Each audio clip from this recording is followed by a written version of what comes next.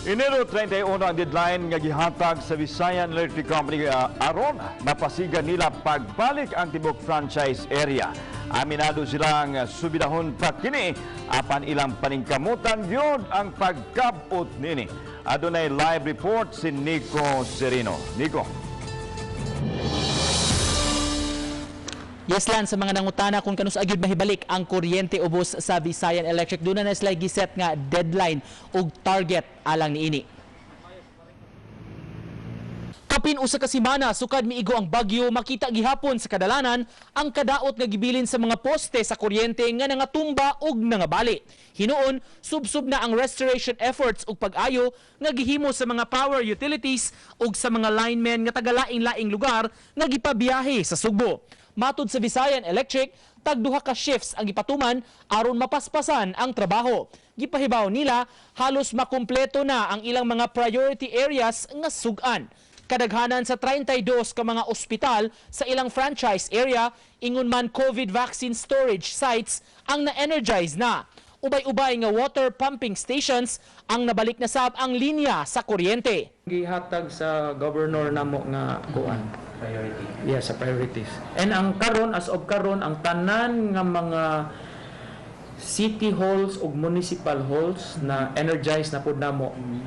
And that's from San Fernando, Naga, Cebu City, Mandaue, Consolacion, up to Liloan.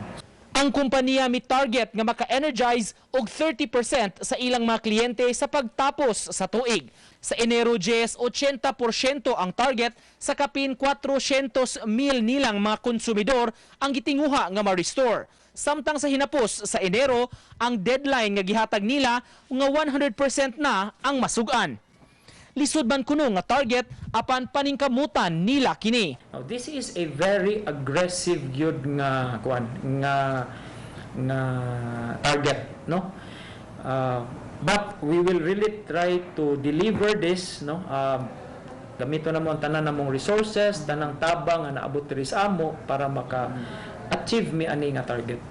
Unya na lang mi molikramo og kung mi ilagid kaya. Sa pikas bahin ang Mactan Electric Company kun MECO mipahibaw sab sa dugang mga lugar sa Lapu-Lapu City nga ilang napasugan na pagbalik.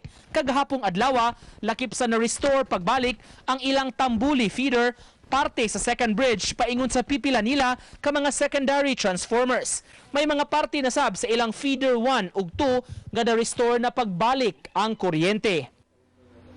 Gipahibaw karon sa mga power utility companies ngang update sa ilang mga trabaho anara sab nila gipost sa ilang social media accounts so katong dunay access sa internet mamahimo sab sila nga magpakisayod kung kanus agyod mahibalik ang linya sa kuryente sa ilang tagsa-tagsa nga mga lugar. Lan?